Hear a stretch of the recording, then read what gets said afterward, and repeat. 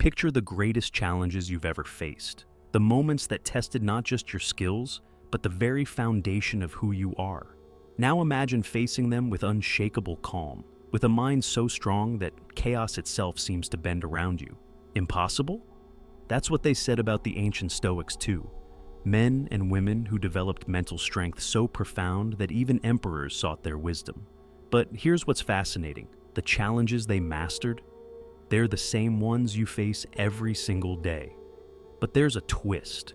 While the ancient Stoics dealt with plagues, wars, and exile, you're facing something potentially more insidious. A world designed to break your mental strength. A world of endless distractions, constant outrage, and artificial urgency.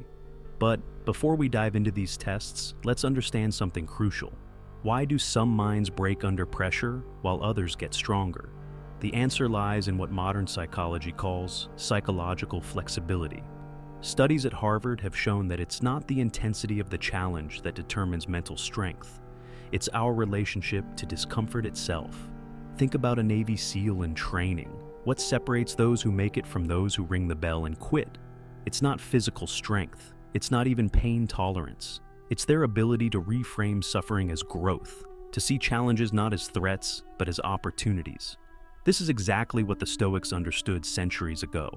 When Marcus Aurelius wrote, "The impediment to action advances action. What stands in the way becomes the way." He wasn't just being poetic. He was describing what neuroscientists now call stress inoculation, the process by which controlled exposure to stress makes us stronger. Modern neuroscience has confirmed what these ancient philosophers knew intuitively. Mental resilience isn't a trait, it's a skill, one that's developed through specific tests that most people run from, but that the strongest minds actively seek out. Today, you're going to learn about 7 of these tests. 7 challenges that separate the mentally strong from the mentally fragile. 7 opportunities to forge your mind into something unbreakable.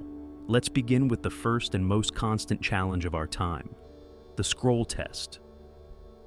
Look at your phone right now. How many notifications are waiting? How many feeds are pulling at your attention? How many messages demand your immediate response? This isn't just daily life, it's your first test of mental strength. Most people think the challenge is about resisting distraction, but that's surface-level thinking. The real test is about something deeper, your ability to maintain sovereignty over your own mind in a world designed to hijack it. But here's what makes this test particularly insidious. Every time you check your phone, you're not just getting a dopamine hit. You're rewiring your brain's reward system. Studies from Stanford's Department of Psychology show that each social media check creates a micro-addiction pattern identical to those seen in substance dependence. Think about that for a moment. Every notification, every refresh, every quick check, they're not just habits. They're literally reshaping your neural pathways, making you more reactive, less focused, more dependent on external validation. The average person spends over 3 hours a day scrolling through social media. That's not relaxation, it's surrender. Every scroll, every like, every notification check is a moment where you've given up control of your most precious resource, your attention. But here's the opportunity.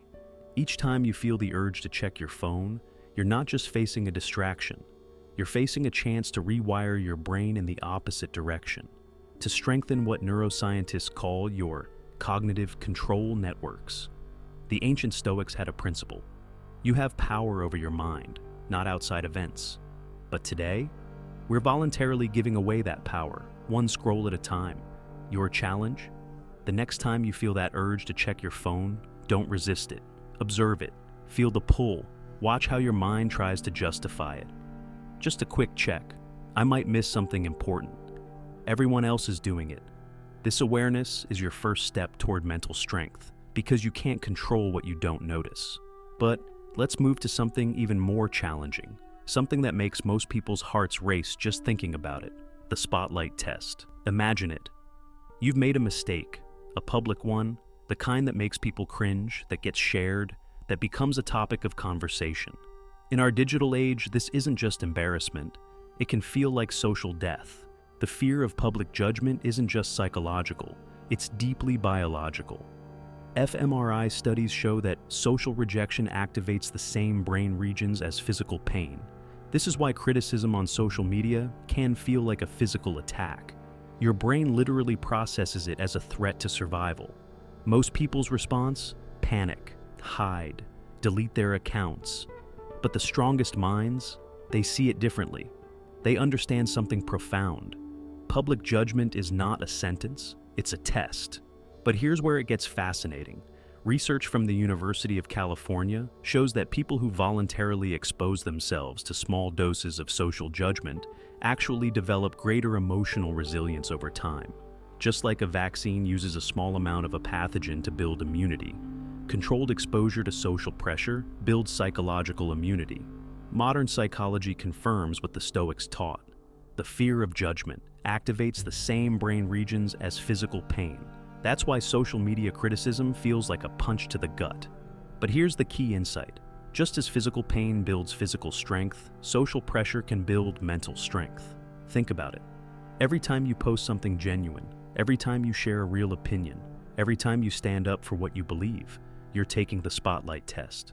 You're choosing growth over comfort. The Stoics would say, "What others think of me is none of my business." Easy to say, harder to live. But in an age where everyone has a platform to judge everyone else, this isn't just philosophy, it's survival. Your challenge? Share something real today. Not filtered, not perfect, not designed for likes. Something true. Feel the discomfort. Welcome it, that feeling. It's your mind getting stronger. But now let's talk about a test that most people never voluntarily take. The cold shower. Test. No, this isn't just about literal cold showers, though that's a great start. This is about voluntarily embracing discomfort in a world obsessed with comfort. Look around, everything is designed to be easy. One-click shopping, food delivery, entertainment on demand. We're living in a bubble-wrapped world, and our minds are getting soft because of it. Recent research in neuroplasticity shows something remarkable. Comfort isn't neutral, it's actively weakening. When we constantly avoid discomfort, our brain's ability to handle stress actually decreases. It's like a muscle that atrophies from lack of use. The science is clear. Comfort is killing us. Studies show that constant comfort reduces our resilience, weakens our ability to handle stress, and actually increases our anxiety when we face real challenges. The Stoics understood this. They practiced voluntary discomfort, not because they were masochists, but because they understood something profound. A life of constant comfort is a life of constant vulnerability. Think about it. Every time you choose the easy way, every time you avoid a difficult conversation, every time you pick comfort over growth, you're failing the cold shower test. Your challenge? Do something uncomfortable today. Take that cold shower. Have that difficult conversation. Sit with that uncomfortable emotion instead of distracting yourself from it. Your mind will fight you. That's the point. But there's an even deeper test waiting. One that challenges not just your comfort, but your very identity. The echo chamber test. In an age where algorithms feed us exactly what we want to hear, where we can block anyone who disagrees with us, where our views are constantly reinforced by our carefully curated digital bubbles, seeking truth has become an act of rebellion. The science behind cognitive bias is startling. Studies show that when presented with facts that contradict our beliefs, most people don't change their minds. They double down on their original position. It's called the backfire effect, and it's making us mentally weaker every day. Neuroscience has revealed something fascinating. When our core beliefs are challenged, our brains respond as if we're under physical attack. The amygdala, our threat detection center, lights up just as it would if we were facing a predator. The Stoics had a radical approach to truth. They actively sought out opposing views, not to argue, but to understand. They knew that mental strength comes not from being right, but from being willing to be wrong. Think about your social media feed. How many people do you follow who fundamentally disagree with you? How often do you seriously consider views that challenge your own? The echo chamber isn't just comfortable, it's addictive. Your challenge? Find the strongest argument against something you deeply believe. Not to change your mind, but to test it. Feel the resistance. That's your mental muscles growing. But now, we come to perhaps the most profound test of all. The empty room test. Imagine losing it all. Your status, your possessions, your digital identity. What remains? This isn't just philosophy. It's a test that life will eventually give you in some form. Modern neuroscience shows that we literally integrate our possessions into our sense of self. Brain imaging studies reveal that when people see their own possessions, the same areas light up as when they think about themselves. That's why losing them hurts so much. But here's what's fascinating. The most mentally strong people aren't those who have the most, they're those who need the least. Research in positive psychology consistently shows that beyond basic needs, additional possessions and status don't increase happiness or resilience. The Stoics practice negative visualization, regularly imagining losing everything they valued, not out of pessimism, but because they understood that attachment is the source of anxiety. Think about what you're afraid to lose: your job, your reputation, your followers, your comfort. That fear isn't protecting you, it's weakening you, your challenge. Spend 10 minutes imagining losing what you're most afraid to lose. Feel the fear. Then ask yourself, would I still be me? The answer is always yes, and that realization is pure mental strength. But there's another test that most people fail without even realizing it: the herd test. We're living in an age of mass movements, viral trends, and collective thinking. It's never been easier to be part of the herd, but it's never been more important to think for yourself. Social conformity isn't just a choice, it's a powerful biological drive. The famous Asch conformity experiments showed that people will deny obvious reality to fit in. Modern research has found that this conformity actually changes how our brain processes information. The science is clear. Under social pressure, our perception literally changes.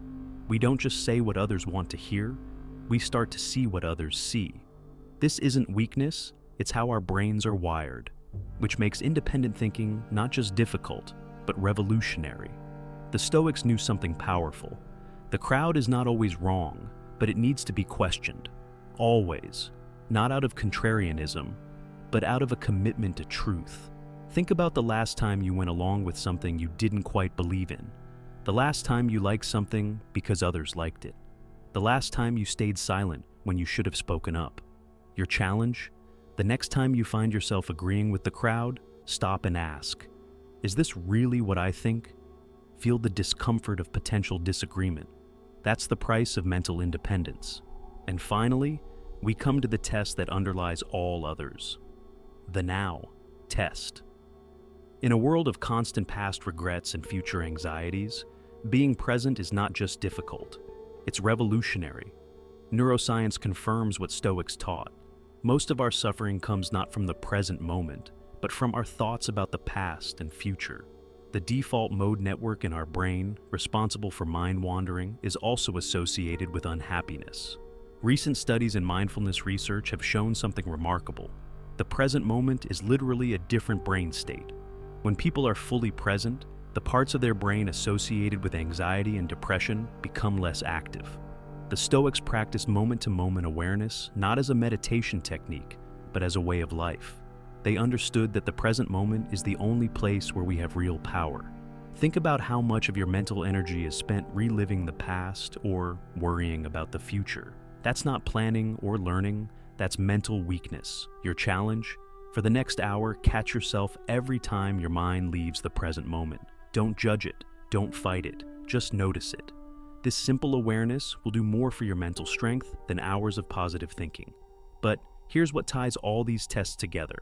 They're not really 7 different tests. They're 7 facets of one fundamental challenge: the challenge of maintaining mental sovereignty in a world designed to take it away. The strongest minds aren't those that never face these challenges. They're the ones that welcome them, that understand every notification, every public failure, every discomfort, every challenge to their beliefs, every loss, every social pressure, and every distraction is not an interruption of their mental training. It is their mental training. Remember, the ancient Stoics faced plagues, wars, exile, and death with unshakable minds. You're facing social media anxiety, cancel culture, information overload, and digital addiction. If they could turn their challenges into strength, you can turn yours into power. Every notification is a chance to practice attention control. Every public failure is an opportunity to develop resilience. Every discomfort is a step toward anti-fragility. Every challenging view is a chance to sharpen your thinking. Every loss is an opportunity to practice detachment. Every social pressure is a test of your independence. Every distraction is a chance to strengthen your presence. The choice is yours. Will you continue to let these challenges weaken your mind? Or will you use them as the tests they are? Opportunities to develop mental strength that would impress even the ancient Stoics. Your next test is coming. It might be a notification, it might be criticism, it might be discomfort, it might be a challenging truth, it might be a loss, it might be pressure to conform, it might be a distraction. Whatever it is, remember, this is not something happening to you. This is something happening for you, a chance to prove that you're one of the strongest minds. The weak run from these tests, the strong welcome them, the strongest seek them out. Which are you? Your next test awaits, not tomorrow, not in an hour, now. What will you do when it comes? The time for theory is over. The time for practice is here. Your mind is waiting to show you how strong it can become. All you have to do is embrace the test.